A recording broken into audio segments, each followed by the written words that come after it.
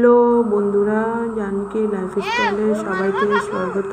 আমি মন্দিরের জন্য ফাইনালি বেরিয়ে গেছি। তখন বাজে 3:30, তাই দেখো গাড়িতে বসে আছি। আমরা 3:30টার সময় বেরিয়ে পড়লাম মন্দিরের জন্য। খুব অনেক দূরে, এটা হচ্ছে একদম ভোর হবে তখন। দেখো অনেক দূরে, পুরোটা তো দেখাতে পারবো না, দেখালাম। বেশ কিছু আগে গিয়ে একটা হোটেল পেয়েছি। ওখানে হোটেলটা দেখতে খুব সুন্দর। দেখো যারা যারা বাইরের থেকে আসে ওরা ওই হোটেলে তোমার ব্রেকফাস্ট করার জন্য যায়। তো আমরা ব্রেকফাস্ট করবো না, এত সকাল সকাল একটু চা খেয়ে নিলাম। আর ওখানে একটা বড়া বলে পাওয়া যায়, এই বড়া আর চা খেয়ে নিলাম। আবার রান্না হলো। খুব সুন্দর রাস্তা, খুব সুন্দর একটা জায়গা। বলতে পারি না কি,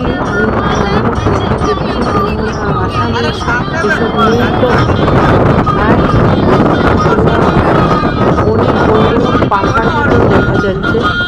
দেখো খুব সুন্দর, কি সুন্দর ঘুরছে। আর দিনটা বেশ মেঘলা মেঘলা ছিল প্রায়। দেখো চতুর্দিকে এসবই দেখা যাচ্ছে। গাড়ি তো বেশি করা যায়নি। খুব সুন্দর, বেশ অনেক দূরে আমরা নিয়ে বেরিয়েছে। তো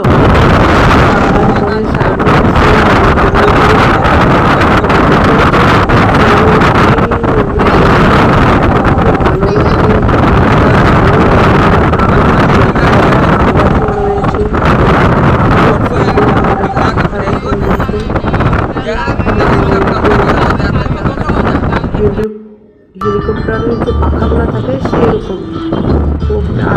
আর কিছুক্ষণ গেলে দেখতে পাবে খালি নারকেল গাছ আর নারকেল গাছ। তো এটা মানে চেন্নাই থেকে অনেক দূরে গিয়েছিলাম। কি ভালো লাগছে মন্দিরটাও দেখো। বেশ আর বেশি সময় নেই, সেটা হলো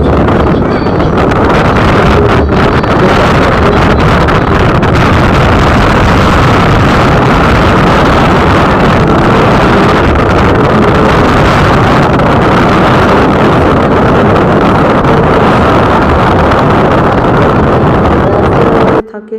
দেখো আমরা এসে পড়লাম, মন্দিরে পৌঁছে গেলাম।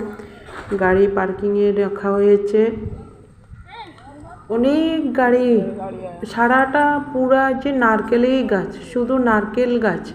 দেখো আমাদের গাড়ির সাইডে পার্কিং করা হয়েছে।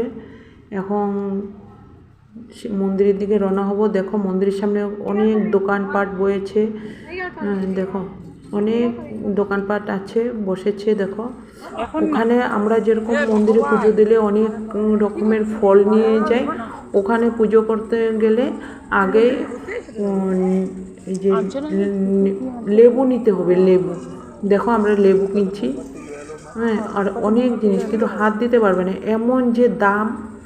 খুব সুন্দর সুন্দর দোকান, দেখো কি সুন্দর সাজিয়ে রাখছে দোকানটা। বাস আমরা এখান থেকে ধূপকাঠি মোমবাতি নিয়ে নিলাম। হ্যাঁ, তারপরে দিয়াবাতি নিয়ে নিলাম, লেবু নিয়ে নিলাম। এখন মন্দিরের দিকে মানে রওনা হব।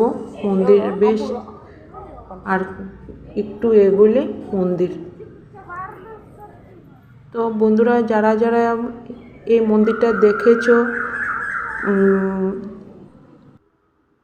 তাদেরকে বলছি না, যারা যারা দেখোনি, দেখো মন্দিরের ভেতরটা মনে হচ্ছে যে রাজমহল। দেখো যারা যারা দেখেছো তাদেরকে বলছি না বন্ধুরা, যারা যারা দেখোনি তাদেরকে বলছি। অবশ্যই আমার মানে ভিডিওটি তোমাদের কাছে ভালো লাগবে। ভালো লাগলে একটি লাইক, শেয়ার ও কমেন্টে জানিয়ে কার কার ভালো লাগছে মন্দিরটা। আমাদের আসামে আছে শুধু শীতলা মায়ের মন্দির আর কালীবাড়ি কালী মন্দির আছে, আর এমন বাইরে আছে, নবদ্বীপে আছে। কিন্তু দেখো কয়টা ইসে ধরে লাইন ধরে, মানে কিন্তু ঠাকুর দেখতে দেবে না, তোমাকে বাইরের থেকেই দেখতে হবে। ওটা কী ঠাকুর অবশ্যই ভালো লাগবে।